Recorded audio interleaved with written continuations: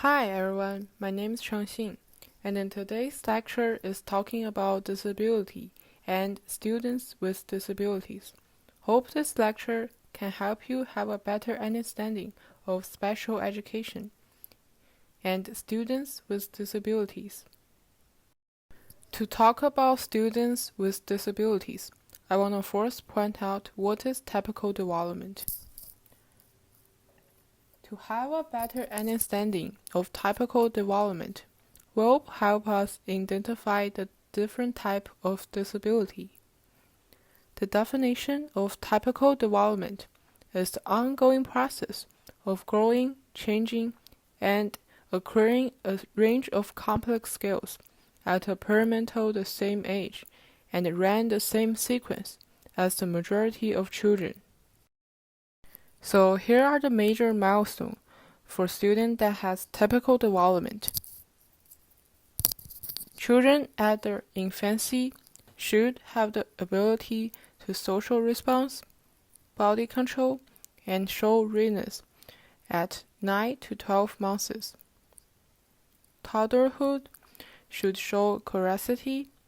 They will be able to say the word my, and then some of them may have toilet training.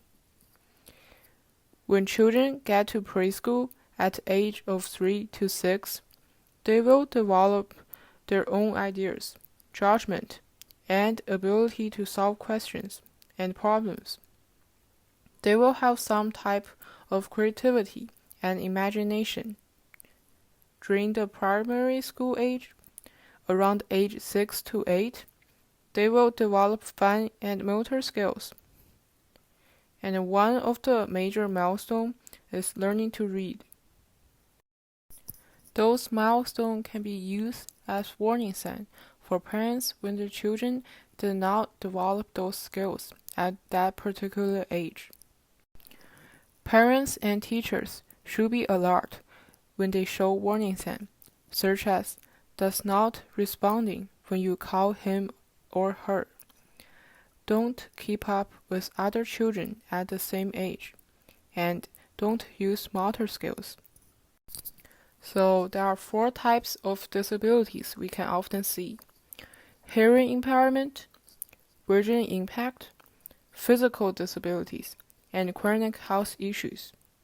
Those disabilities will affect students' social, cognitive, and language development. Then what is the case of those risks? There are 2 major reasons for those risks. Biology risk factor is when systems have undergone accident, injury, stress. Environment risk factor is when things that in children's daily life that has a negative effect on their development. For example, their childhood experience, how they were being raised, and their social relationship. Their surrounding culture can also be the reason of those risks. When people work with students with disabilities, we should be use the rule person first.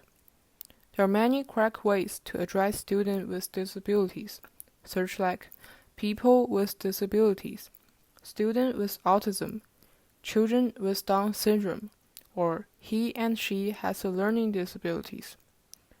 We see the person first, but not the disability. For teacher who works with students with disabilities, they should be follow the excellent 8. Enthusiasm, sense of humor, patience, consistency, flexibility, trustworthy, provide limits, and facilitate experience. Past versus now. Back in the day, children who has disabilities will not have a chance to go to school. The attitude and treatments in 1950s is segregated and isolated. People think they should be removed from society, or they should be locked away. They are cruel, deplorable, and inhuman. But disability rights movement have changed everything. Individuals with disabilities deserve civil rights and improve quality of life. The Education for All Handicapped Children Act have mentioned that students with disabilities should have the rights to free public education. They should have the right to appropriate. The Rehabilitation Act of 1973 prohibited discrimination and creates rights for students with disabilities.